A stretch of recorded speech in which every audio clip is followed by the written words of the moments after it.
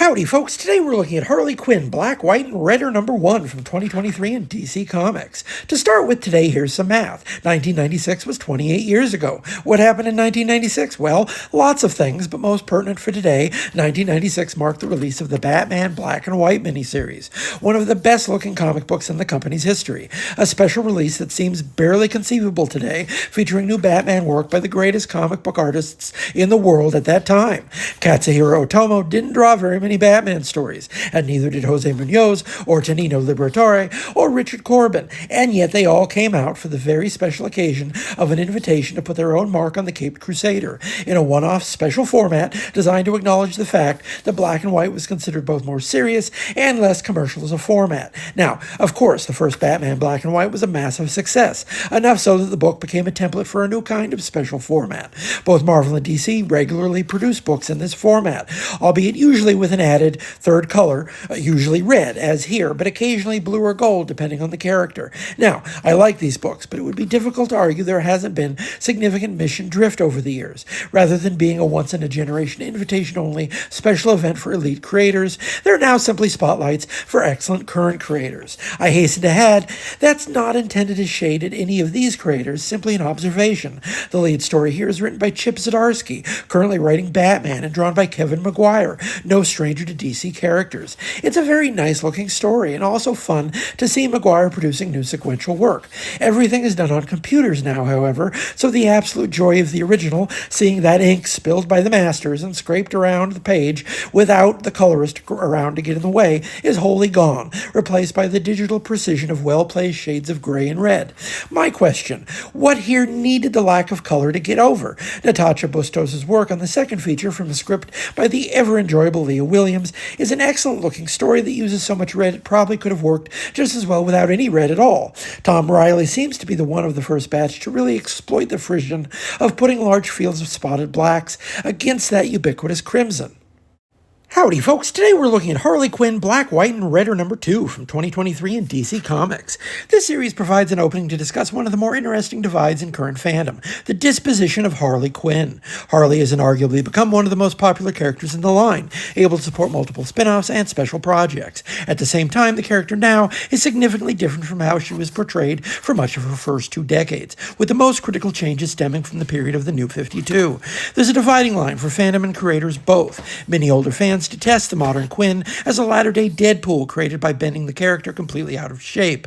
There is some truth to this description inasmuch as the costume change and makeover did signify a transformation. But I also confess to partiality in the matter because despite being an older fan myself who remembers watching her first appearances on broadcast TV, I flatly prefer the newer version. Making her less a villain and more a morally ambiguous protagonist opened the character up, and not just for merchandising purposes. Creators have used that ambiguity to good purpose, and the better stories in this anthology seize upon it as the site of the character's most essential drama. The first story here, drawn by one of my favorites, the brilliant Annie Wu, from a script by Kelly Thompson, charges at the prompt directly. Harley's unhappy about her origin and press gangs Zatanna into giving her a new one. It doesn't work because the element of her backstory that she wants to drop, her relationship with the Joker, is also the one constant, defining her life for better or for worse. Brandt and Stein give us a story about Harley forming the Legion of Doominols to fight the League of Super Pets, and the artists use so many digital shades of red and gray that the idea of the format being a necessary limitation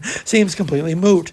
The last story features work from a new favorite, Luana Vecchio, whose recent Image series Lovesick flew under the radar as part of the recent resurgence of erotic thrillers. From a script by Ryan Parrott, it's a story about the question of why Harley gets so many second chances when she manifestly doesn't deserve any, as close to a central thesis for the character as exists in 2024.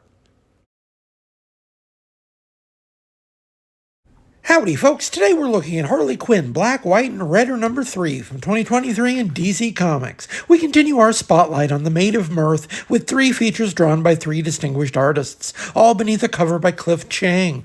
Possibly I should mention my favorite piece from the entire series, fully taking advantage of the high contrast effect made possible by the limited palette. Notably, Chiang's cover also plays up the character's menace, a part of the equation often missing from her modern incarnations. Certainly, there is always a price exacted when a villain loses their edge to become more relatable. The first story in this installment is actually the weakest, I'm fearful to report. Harley takes over for Adam Strange for the space of 8 pages, and the results, while quite impressive to look at thanks to the skill of artist David Baldeón, seem unmoored from the character. A rare knock against the writer, one of my personal favorites, Gail Simone. The second story here, however, is one of the strongest pieces of the whole collection. I've only come across Jacob Phillips a couple times, but of all the artists here, he seems to really get the possibilities of what to do with all that grisly red seeping across the page. The story from Chris Condon presents a vision of Harley that caught a flat tire on the way to her first meeting with the Joker, and a glimpse at the life she could have had if she had not been waylaid by her own hubris on the way to falling in love with the worst man on the planet.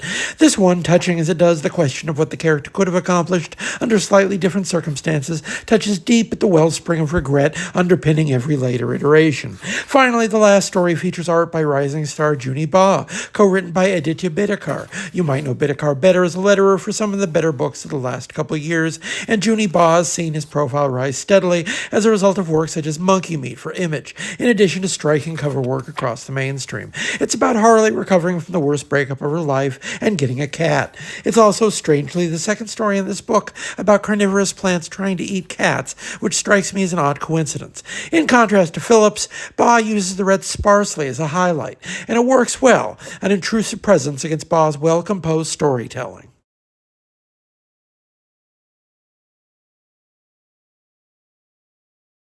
Howdy, folks. Today we're looking at Harley Quinn, Black, White, and Red, number 4 from 2023 in DC Comics. The 4th issue presents an emphasis on newer talent. The first story is a series highlight. Harley Quinn and her 7 sidekicks is the work of Zoe Thorogood, a cartoonist who took the industry by storm in 2022 with the release of her debut graphic novel, It's Lonely at the Center of the Earth. From there to a revival of Image's Hack Slash, she's utilized the cred from her critically acclaimed Slice of Life debut to carve impressive inroads into mainstream comics. And that continues here. Her story features Harley recruiting sidekicks to keep her company, sidekicks who end up each reflecting different parts of her personality, a process that stops being flattering when her 7 avatars begin to bicker amongst themselves.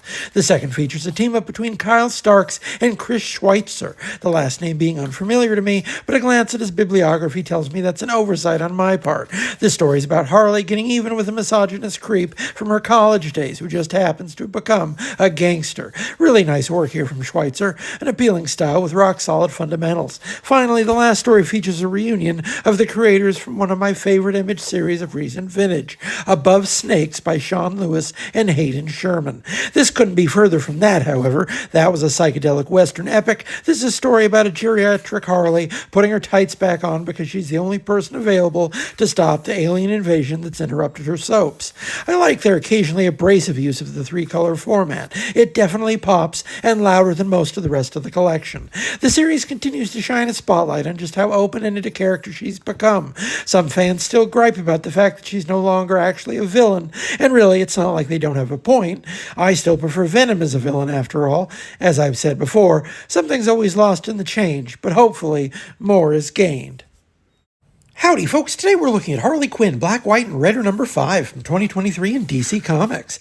This issue seems to have as an underlying theme a peculiar discrepancy nestled at the heart of the character's current popularity. The disjuncture between her burgeoning reputation as an otherwise well-meaning anti-hero against that of a recovering villain, still liable to perform acts of remorseless ultra-violence. The two modes exist in clear conflict, often coexisting within the same interpretation. Now, I hasten to add, it's not a disqualifying discrepancy. On the contrary, it can and has been a productive conflict in terms of defining her later character, but it can also present a kind of honey trap for less wary creators. The final story of this issue lays out the conflict with clarity.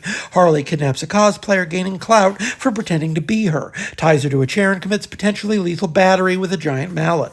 Batman shows up at the end and gives her a black eye, but the assault goes viral anyway. Spearman is the creator here, a name from webcomics, and no stranger to the viral ecosystem of social media. Is it okay for her to almost murder murder an imposter? Is it even attempted murder or just another prank? There's an edge that belies the character's tidy domestic milieu as seen lounging around the house with Ivy.